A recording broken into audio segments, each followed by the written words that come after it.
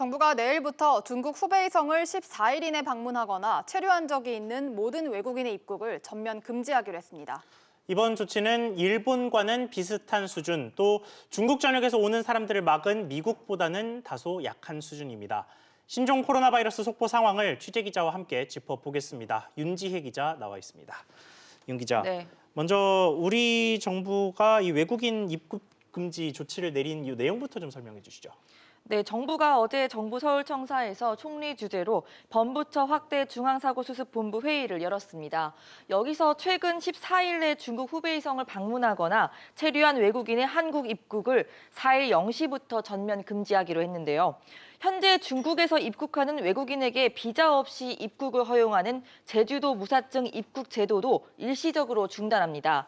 중국 전역의 여행 정보를 현재 여행 자제 단계에서 철수 권고로 상향 발령하고 관광 목적의 중국 방문도 금지합니다. 정부의 이 같은 중국 입국 금지 조치는 이번이 처음입니다. 네, 정부가 고심 끝에 초유의 조치를 내놨는데 이게 충분하지 않다는 지적이 있어요. 네, 제3국에서 입국하는 경우까지 종합적으로 따져야 한다는 건데요. 실제로 관광 가이드 일을 한 12번째 환자는 일본을 경유해서 입국한 뒤 일주일 이상 제대로 파악되지 않았습니다.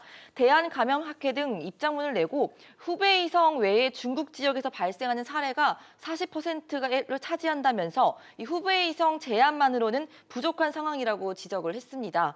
정부도 발표해서 중국에서의 한국 입국을 위한 비자 발급도 제한을 하고 또 관광 목적의 단기 비자는 발급을 중단하는 방법도 검토할 예정이라고 덧붙이면서 여지를 열어뒀습니다.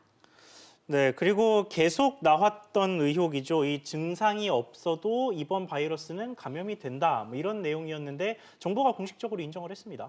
네, 우리 정부가 이러한 내용을 언급한 것은 이번이 처음인데요. 박능우 보건복지부 장관은 신종 코로나는 기존 코로나 감염증과 달리 무증상 경증 환자 감염증 전파가 가능성이 크고 또 일반 호흡기 감염과 증상만으로 구별이 어렵다. 이렇게 말을 했습니다. 오늘 새벽 세계보건기구 WHO도 무증상 감염자의 전파 가능성을 인지하고 있다고 거듭 밝혔습니다. 다만 주요 전염 경로는 증상을 보이는 환자에게서 전파되는 경우라는 점을 강조했습니다.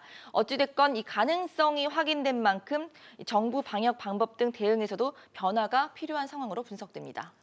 네, 그리고 주말 사이에 확진 환자가 많이 나왔죠. 네, 어제 국내에서 신종 코로나 확진자가 3명 더 추가로 발생을 하면서 확진자가 모두 15명으로 늘었습니다.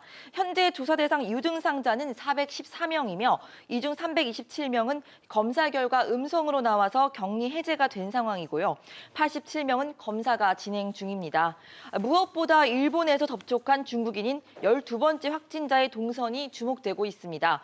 중국인의 접촉자는 이 현재까지 138명이 확인됐습니다. 이 중 가족 1명이 14번째 환자로 확진이 되면서 분당 서울대병원에 입원 중인 상황입니다.